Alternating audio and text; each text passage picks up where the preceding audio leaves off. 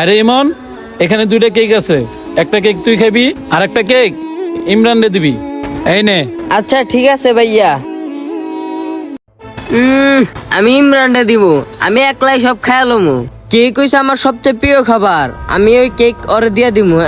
কেকটা সেই মজা লাগছে। যাক আমি বাসার দিকে যাইগে তাইলে।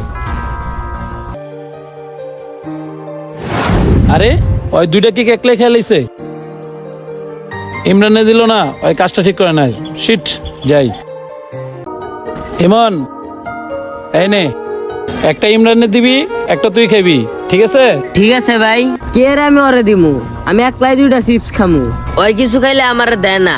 আমি কি লেগে দিমু? আমি সব একলা একলাই খামু। ওই তুই কাজটা ঠিক করতেছে না। কিরে ইমন? আরে হঠাৎ করে ভাইয়া বললো কিতে গা?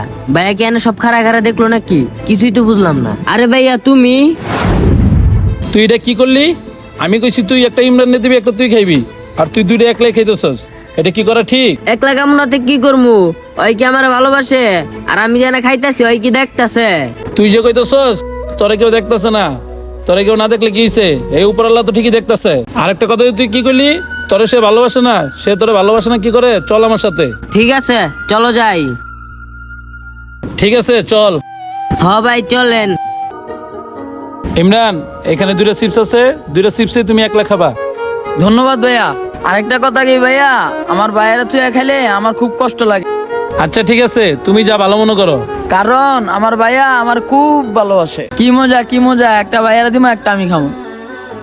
সরি ভাই, আমি বুঝতে পারি নাই আমার ভাই যে আমার এতটা ভালোবাসে। আচ্ছা ঠিক আছে, নিজের ভুলটা বোঝার জন্য তোমাকে অনেক ধন্যবাদ।